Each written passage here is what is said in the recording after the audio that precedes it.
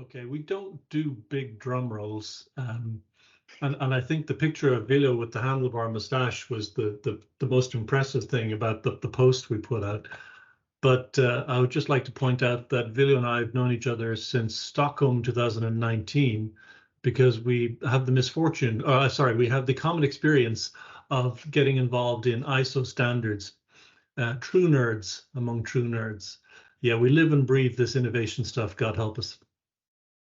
And since then, Vilho and myself have been working intensively on one of the ISO Swedish standards, which will be out probably by the end of the year. It's at the final draft stage, and that's ISO 56007, which is all about managing opportunities and ideas.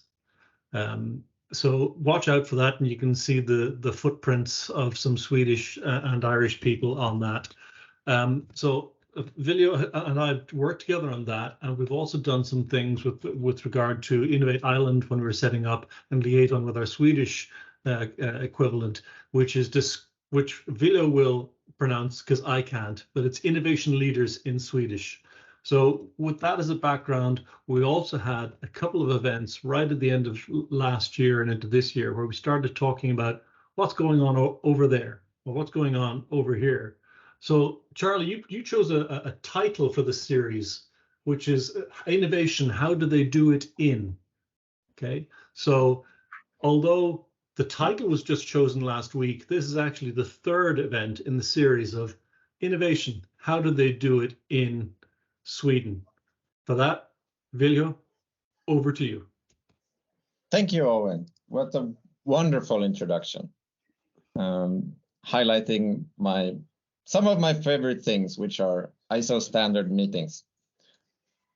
But let's talk about some things that maybe are more interesting to regular people, which is Swedish innovation culture. So my day job is being the founder of an innovation management agency here in Stockholm, Sweden, whose name is Curl Labs. So the reason I think for Swedish innovation culture being interesting is that we are, as of at least last year, still #1 on the European Innovation Scoreboard. And Ireland is not far behind, but we are still #1. And Owen will post a link to this report in the chat so that you can take a look if you want to. But there's some dilemmas with innovation culture that I think are interesting to look at when we look at Swedish culture. And that is that everyone wants tolerance for failure when we do innovation. But we also need to have high competence, because otherwise we're going to be failing at the wrong things and failing at the same things over and over. We need to have a willingness to experiment, and we need to do this with methodology, because otherwise we will walk into the same trap as previously. We want to collaborate, but we also need to have individual accountability. And this is a dilemma and a tension point that maybe in Sweden, or anyone who has gone to school remembers from group work, is that it's difficult to collaborate and have individual accountability at the same time. But we also need the freedom to be able to speak up, and we need to also to accept criticism. And in Sweden, we're good at the left, and in some situations, maybe not so good at the right side of this. But we also need a flat organization and at the same time, strong leadership. And today, I would say that Sweden is very good on the left side in general, and depending on the situation, more or less good on the right side. But the topic for today is the bottom two lines: the freedom to speak up and the need to accept criticism, and having a flat organization and strong leadership at the same time. So for the first part of my session, I would like to dig back in time to 1759, to one of the founding fathers of the Swedish Freedom of the Press Act, which came a couple of years after Peter died. But he was a sort of early Enlightenment or pre-Enlightenment thinker. Among other things, he had a doctorate in natural science and in economics, and he was an apprentice of Linnaeus. who maybe some of you know categorized a lot of nature. But he was also a law scholar, and he tried to become a doctor in law by publishing a work called Thoughts on Civil Liberty. So that was his dissertation. And at the time in Sweden, we had censorship. So you couldn't publish without the approval of the censor. And the first thing he tried to do was to go and become a law doctorate, but they rejected him because his thoughts on what liberty should be like in the time of absolute monarchy and censorship were quite too radical. So that he was declined, but he managed to get it published somehow through the normal publishing process. He got the imprimatur to do a publication. And once the book was hot off the presses, he picked it up, and the very next day, the approval was revoked, and the censor rushed to the printer's office to collect and burn all the books. But luckily, he had already picked them up, and a censored and banned book turns out to be a real bestseller. So everyone in Swedish bourgeois society and anyone who could read in Stockholm and Uppsala wanted to get their hands on this book. So it had quite a wide spread. And I would like you now to read 6 of the paragraphs from this book. We'll give you 3 or so minutes to read through it. So just raise your hand when you're done.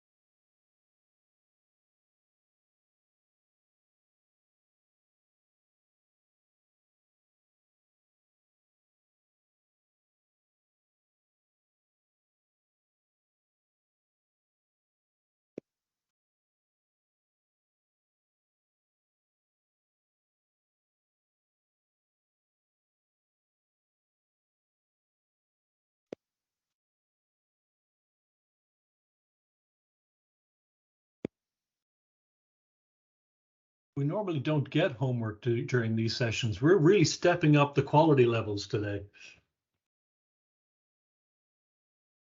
I like audience interaction.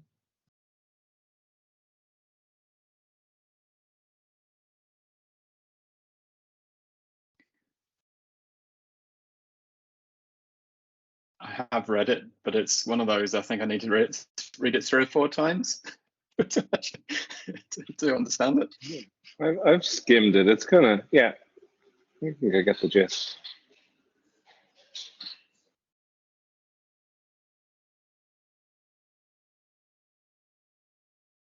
The look of concentration on people's faces as they read is priceless.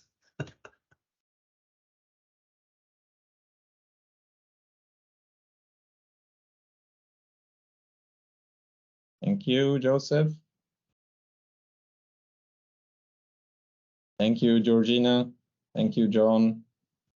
Thank you, William.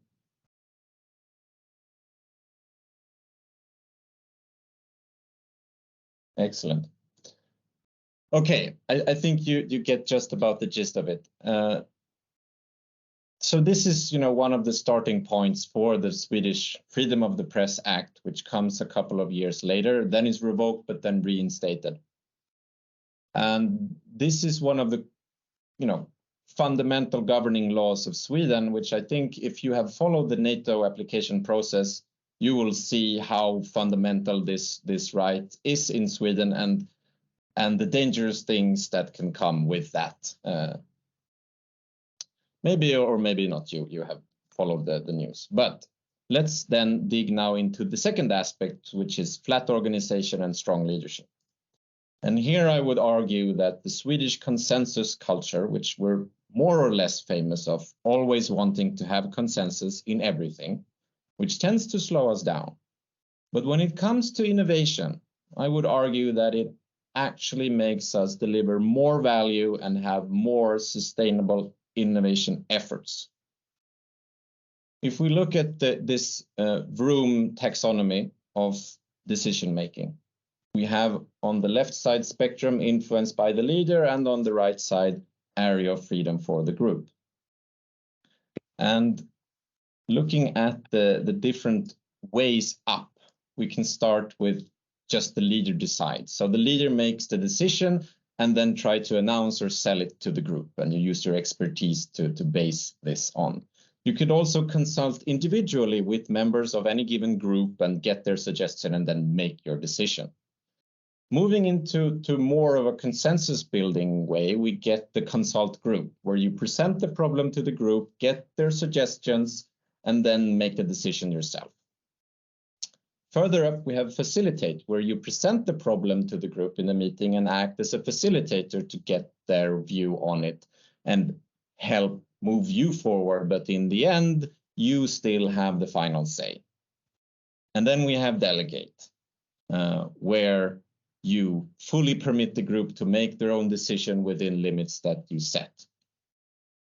And then you play no direct role in the facilitation unless asked to by the group. We want to pair this with situational factors for governing our decisions and setting them in a context. So we have the decision significance, which is how significant is this to the success of the project or the organization, which in innovation tends to be high. The importance, likewise, that the members commit to the decision is crucial in innovation. And the leader's expertise or knowledge can be low or high in relation to this problem. The likelihood of commitment within the team members based on if you make the decision on your own or if they're part of it is also an important aspect to consider, as well as the group's knowledge and support for the organization's objective and strategy, as well as their expertise in relation to this particular problem. And then finally, the competence of the team and their ability to be able to work together in solving problems. So there's two kind of models for decision making, where the first one is driven by time and the second one is driven by development of the people involved, and which I would argue is the one we should use when you drive innovation efforts. You should choose the development-driven model for most of your decision making. We can see that there is, when the decision significance is high, almost all of the models that we should use involve some form of consensus making. And if we drill it down to the specifics, delegate is the one we should use for the ones that are high throughout, or where we really need the team committed, we should use delegate. And only ever when the group support is not necessarily super high or likely, then we can maybe use consult group. But for the important decisions, we should also always do some form of consensus making. And I think a good example of a Swedish organization that embodies the bottom two lines here, which are freedom to speak up, to be able to accept criticism, as well as a flat organization with strong leadership, is IKEA. And I think one quote from the founder, Ingvar Kamprad, is, as a manager, like one of his management or leadership principles, even one of his leadership principles was that you as a leader are always responsible for the decision, but you should always involve the people who are affected. Something like that. And that is the end of my talk. Please, questions and comments, etc. Yeah, thank you very much. And you sat in on the Not Just Jugad session, so that was the reason that you and I talked about doing the session in terms of what's the news from Sweden. Thanks for diving in there. I think it's really, really interesting that when we ask to do these talks, a lot of times we have just a conversation, sometimes of a few slides. Today you asked us to do a bit of homework. I loved that. Thank you very much. I'm going to open it up to questions in just a moment, but I think we have to address a little issue here. I think there's a little aspect here of nepotism, really, isn't there? Oh, yes. Yes, so some of you may have noticed that the editor for the book of the philosopher from the Enlightenment times, her surname was the same as my surname, and that's because she's my grandmother. And is she still with us? Yes, she is still with us, and she was the reason that I discovered this Enlightenment thinker. And she was part of translating the work into English. So the link that I sent you, it should be in English, so you should be able to read all of the actual paragraphs in English, in modern English. So during the translation work, they put in a lot of effort to make it understandable. Because it's more, I find it easier to read it in English than in 1759 Swedish, honestly. Good. Excellent. So that we're just seeing how personal the story this is. We're talking about innovation in Sweden, but we're looking at the Vilho Jonsson's the story of innovation in Sweden. So I'm sure there will be a couple of questions, but there are a couple of things in the chat I think I might bring to your attention in the first place. Evelyn has said consensus is good to travel far as a team. So Evelyn, would you care to build on that comment at all?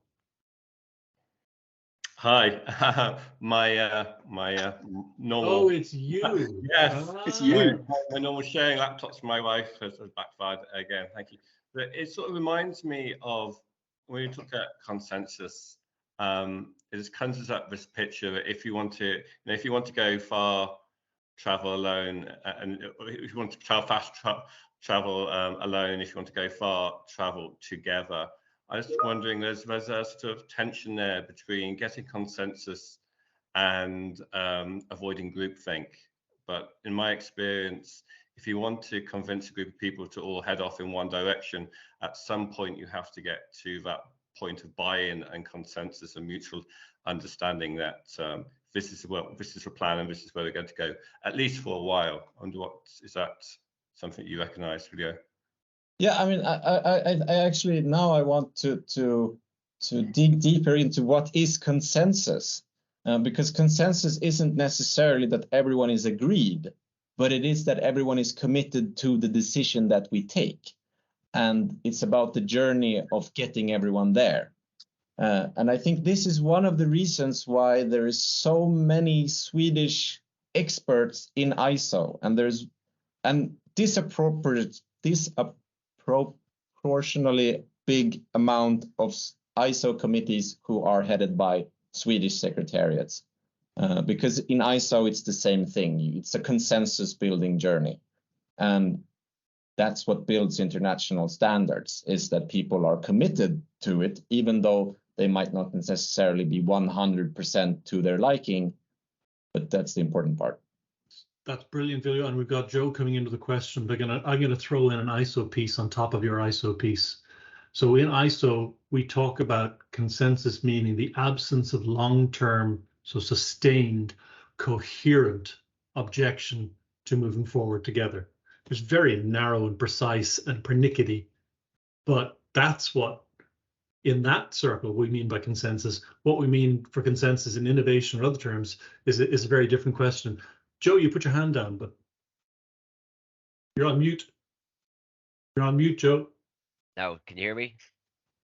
Sorry, you kind of covered it in terms of, and it was the critical point is what's the definition of consensus. One thing just to add to that into the mix there is, what if it's a meaty, challenging space that consensus is very hard to achieve because of a lack of understanding of the, like, you know, I am not the guy to weigh in on surgery and the best use case of doing surgery because I quite honestly have no background in it whatsoever. So be interested in just putting that into the mix here in terms of, I get it if the consensus is I'm in line with it, but if the consensus, the community you're trying to get consensus with are not best placed due to a lack of critical information, where does that fold into this? And again, I don't want to overly complex it, but I just thought it was an interesting thing to throw into the mix.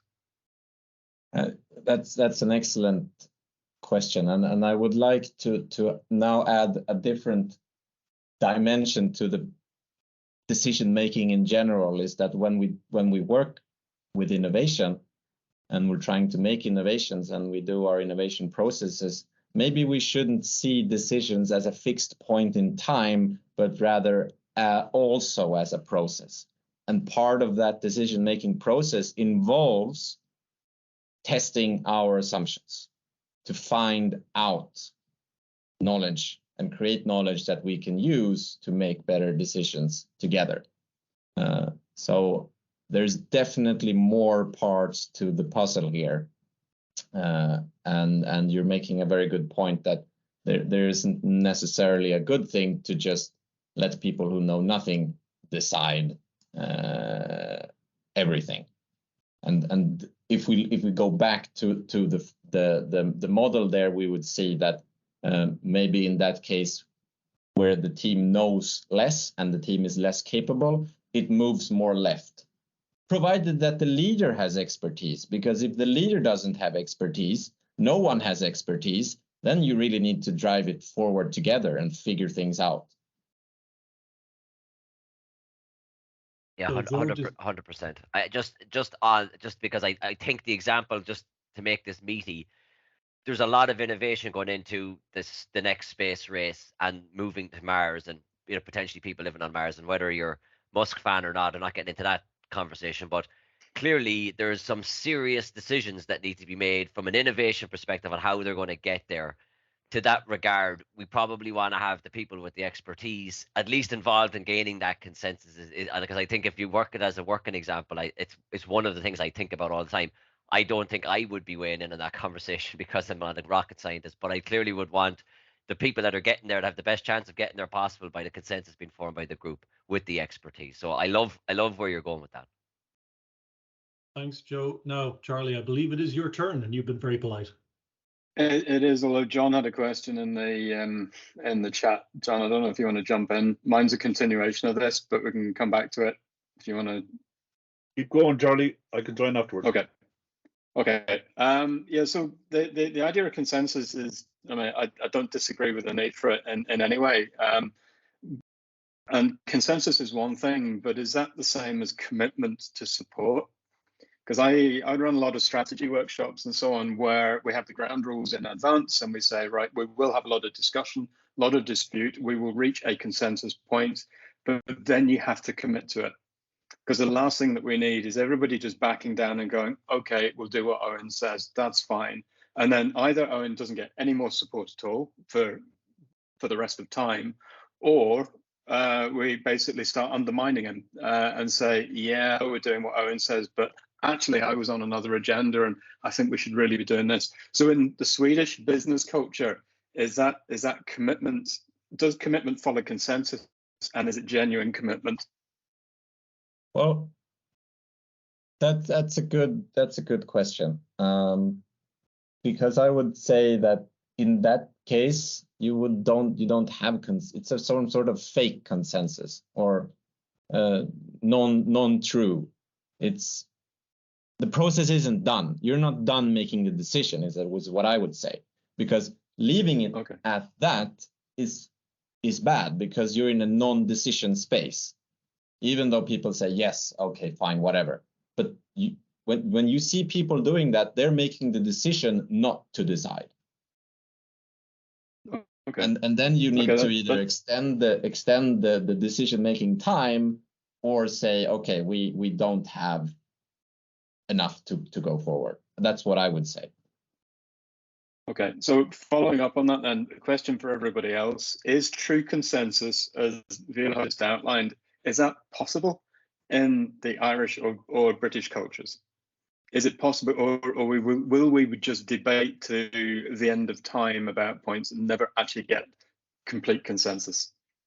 Hopefully we spend the rest of the call violently arguing over that, because this goes out on YouTube, so that we can prove the point that it absolutely cannot be. I just think that would be so ironic if that's what we do for the next half hour. That's not ironic. That's the point of the hour. Hold on, Joe. I think actually the term that came to mind with me, Charlie, actually is lip service. The amount of people actually to go along and actually are in the room and actually saying yes, yes, yes, and then they go out and their actions are totally contradictory to what happens. And that's hidden agendas, typically. I'm going to dive in. Apologies, everyone. There's a difference between having real and useful consensus and having perfect consensus. We don't get perfect consensus because we're humming beans. Northern Ireland, we could start several years of discussion on that topic, but consensus is how we got good enough. It's a sniff test. It's a field test. Look in the whites of people's eyes. Can I go forward now, or will I be shot or stabbed in the dark if I go forward now? That's the a leader's perspective on a point in the decision process that I would hear in what Vilho is saying today. Have I got you wrong, Vilho, or is that we're talking the same thing? I mean, I would like to point out that it's very difficult to do the facilitate and delegate parts of the taxonomy. That's hard. That's difficult because you as a leader leading this decision-making process, you need to make sure that dissenting voices are heard. You need to make sure that people with good opinions aren't valued less simply because of their lower position or whatever. And on the contrary side, to make sure that the majority opinion is not the opinion just because it's the majority opinion. You need to drag out dissenting voices, regardless of which hierarchy they come from and which competence or competencies they possess. So that's an art form, and it's very difficult. But if you're able to do that, you will get better decisions. I think Charlie was the strength. So just as a strength, one of the strengths of leadership then is to be able to sort of go in and make sure that everybody's voice is heard. And can you run these workshops and say you leave your name and title at the door? That's certainly one way. That's very easy to say. Very easy to say, but to actually make sure that that everybody gets a voice is incredibly difficult. But yeah, I'd agree. It's needed. So, Charlie, are you answered? You're well enough answered. Mr. Yes, Bill, Mr. Bill O'Gorman, it is your turn. Yeah, just I was interested in that debate, first of all, about the consensus. Can we reach consensus in these islands or not? Okay, but that wasn't my question. My question is can the words consensus and innovation be used in the same sentence? And the reason why I'm asking that question is because innovation by its nature is non-consensual, shall we say? Okay, the innovation is caused by not being part of a consenting group, shall we say, right? So I'm just wondering about that. Okay, now I do agree though that once innovation is generated, shall we say, then there's a need for consensus to actually implement it. But I'm just wondering about the other part of it. Well, I mean, I guess that depends on it's a great question, and there's a cheap answer, which is that if you use the definition of innovation as something that has already been changed and is being used and is valuable, then certainly, because then that would be the latter case that you pointed to, where when it's been in place, there needs to be consensus to use it. But I guess the question that I want to dig into is, during the innovation process, during the journey, can there be consensus? And I certainly think that there can be, but in order for it to be good, you need to do those things, which I said to Charlie. You just need to dig out the dissenting opinions and give them a fair chance to be tested. And that, I think, is the key thing here, is when we do innovation, we don't just talk and make decisions, but it's a process whereby we talk and we find out the dissenting opinions so that we can test them.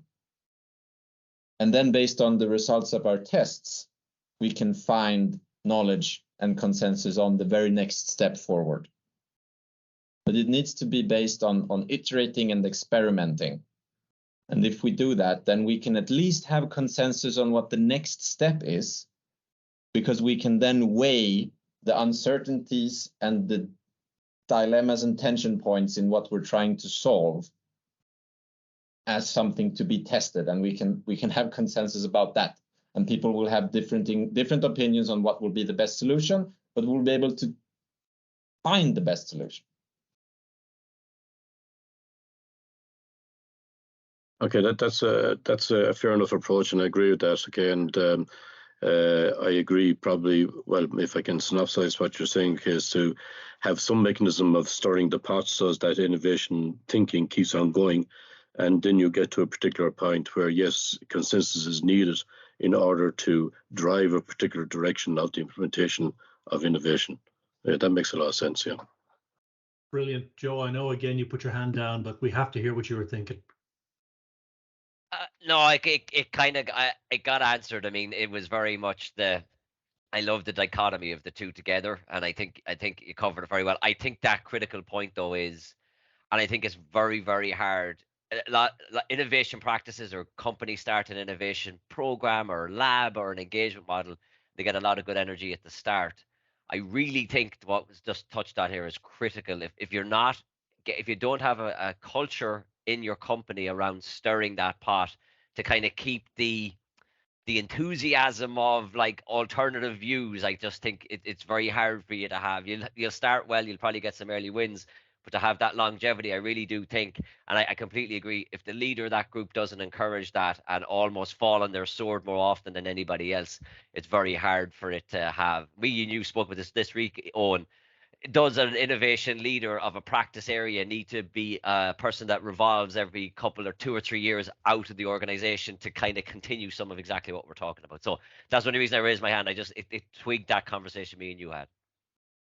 Brilliant, Bill. So if you think you've given Vilho enough of a hard time, we'll move back to Mr. Murphy, because I know he had a question in the chat from about 20 minutes ago.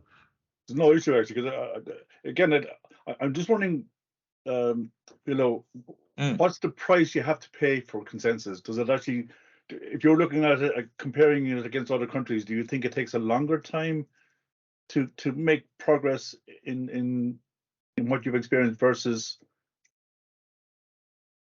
the dictatorship, if I use that methodology?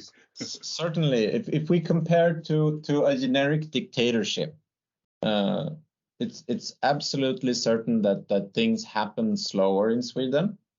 They can certainly happen very quickly, things in a dictatorship. But this goes again back to, I think, to my point about decision making being a process. If you view it as a process and a journey rather than discrete points, in a dictatorship you will have many discrete decision points and things will happen, and generally it will suck. At least that's my hypothesis. And I mean, looking at who are the economic powerhouses is more or less true in the history of things. But for sure, it will suck for people's freedom and liberties if that is something we value.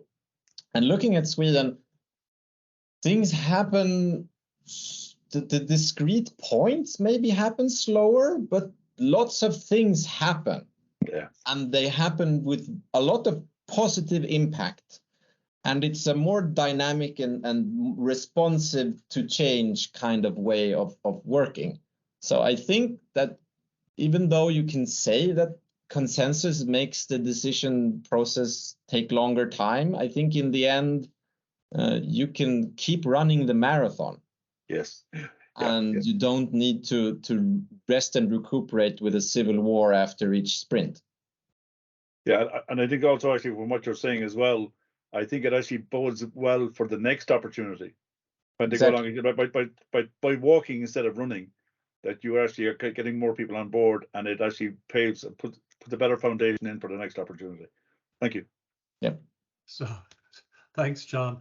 While John was talking, Charlie's been writing. He's being very mischievous. So, Vilho, you can answer this, and Charlie isn't close enough for me to hit him, so you'll have to hit him for me. Is there a correlation between the length of time it takes to write ISO standards? Ooh. And the disproportionate number of Swedes involved? I think there's a correlation, and I would argue that the correlation is that the more Swedes are involved, the faster they will be written. Right. Very good.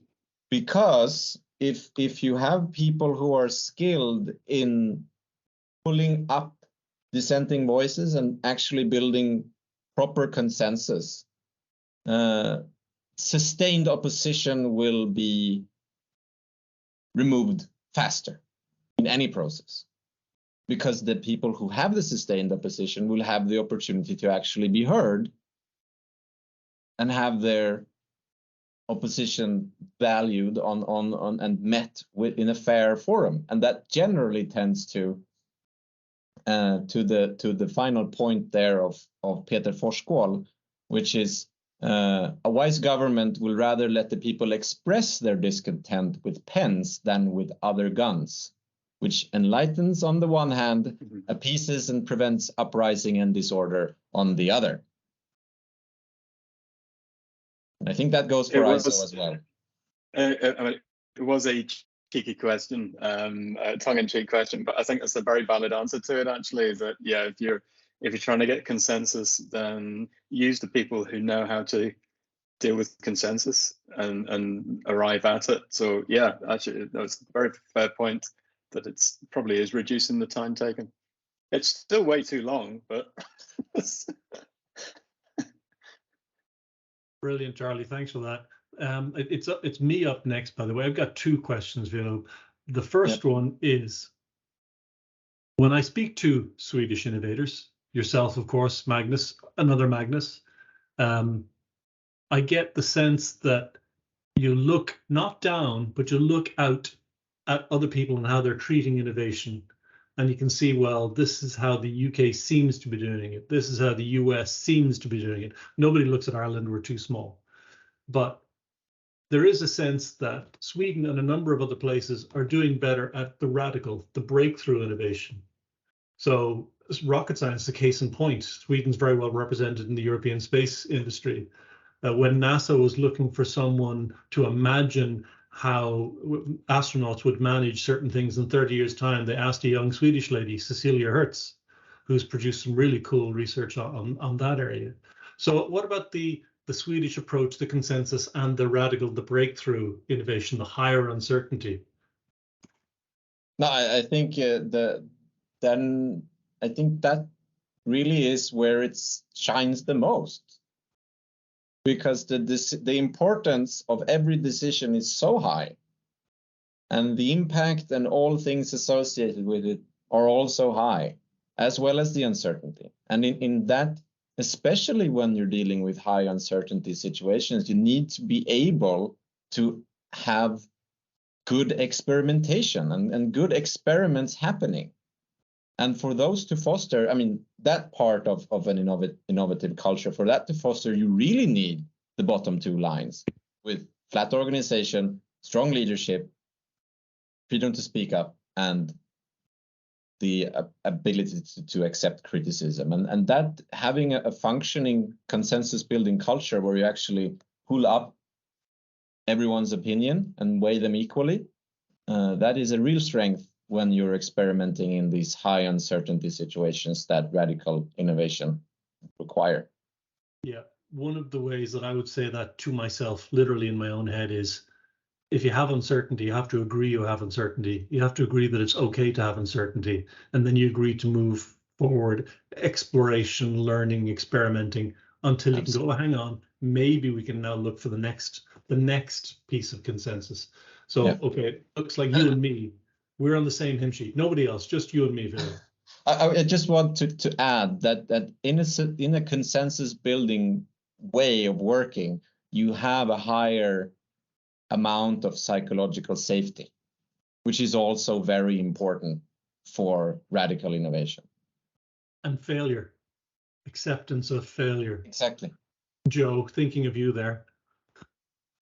Vilho, that's brilliant. Thank you very much. Alan, it's you're up there. Yeah, you just sparked something with something you said there, Vilho. I mean, I'm interested in the whole kind of area of Scandinavian design from the north. You know, in terms of product design in particular, there's a lot of like really cutting edge stuff happens in that part of the world. And one of the rationale behind that I've heard proposed before was just the climate, and the landscape is so inhospitable that, you know, if you're designing outdoor gear or cars or, you know, all of these things, furniture and housing, for example, that are very influential from your part of the world, like models exported to everywhere. If you're doing that in Ireland and it's a relatively benign, mild climate, it's not going to kill you. You might be a bit cold and miserable, and your house might be damp, and your feet might get wet. But, you know, if it's north of the Arctic Circle, it's going to be, you got to get it right, because, you know, it's a very harsh lesson you're going to learn. So, I mean, is that sort of something that kind of the austerity of maybe having to make do in a not very forgiving landscape, is that something that's formed kind of the innovation culture as well as the physical product design culture? I would subscribe to that idea, and based on that, it will be very interesting to see how Sweden continues to perform in that aspect in the coming 5 decades. Because only my aunt is from the polar circle region, as well as my father, but I will take my aunt as the example, and she still lives up north. But when she was little, and this was, I mean, it was certainly before the 1950s, but it was around that time, after the war. They didn't have running water, they didn't have electricity. She had to walk to the neighbor to get water from their pump, because they didn't even have a well. And you know, they were 7 children on 17 square meters. So north, especially Finland, we were poor in Scandinavia, very poor, still in the 40s and 50s and 60s. And before that, Sweden was very poor until the 1890s sometime. It was only during the 1920s, 30s that Sweden started to get richer. But really, we haven't been well off for so long. So I think it's still well rooted in our culture to do a lot with little. Absolutely. And frugal innovation is a very, you know, powerful concept, because you restrict a fundamental aspect that is so important in the cost of everything that comes afterwards. So, you know, if you in the design phase, you set 80% of the cost going forward, if you keep that low, yeah, absolutely. Alan, you going to let him away with that? You consider yourself answered? Oh, I think that's a great answer. Yeah, no, I agree. I think it's something that needs to be fostered, and I think when things get too easy, it breeds kind of laziness in design, and it breeds a need for innovation. So, you know, if you don't let that complacency get in, if you're driven by, you know, circumstance, but your psyche's formed in that way as well, means that it's probably one of the things that contributes to that stream of Scandinavian design being so strong. So yeah, no, great answer. Thank you, Vilho. And one thing I would like to add, and this could be an entire talk in itself, but is that in Scandinavia, we electrified very early in the 1920s. We were one of the earliest countries to have full electrification of the rural countryside. And this enabled people to read. And that was one of the key factors for literacy going so high in the Nordic countries, is that through the magic of hydropower and local electricity bulb production, people could learn to read and have the time to read. And that is one of the other fundamental points of innovation, which, to your point, Joseph, is that people need to know things, and they need to be able to search for new knowledge. A good use for those very long, dark evenings that you have in the part of the world as well. Exactly. Yeah. I think that's a key thing, because winter turned productive all of a sudden. I'm sorry, could you not think of something else to do with those long, dark evenings? Just before Owen goes there, there's a bit of research that's done. I can probably dig it out. The direct correlation between how far away you are from the equator and the amount of alcohol you consume as a nation, not Sweden as a whole. This is a worldwide phenomenon. For sure. Because the darker days, the more alcohol. So there's something I think here. It's maybe a whiskey plus vodka and how much you innovate. There's a lot there. There's a lot there. And Sweden was certainly very alcoholic in the late 1800s. But also, if you look at, there is a correlation between people having access to lighting and higher education and the amount of children that they have. So they're inversely correlated.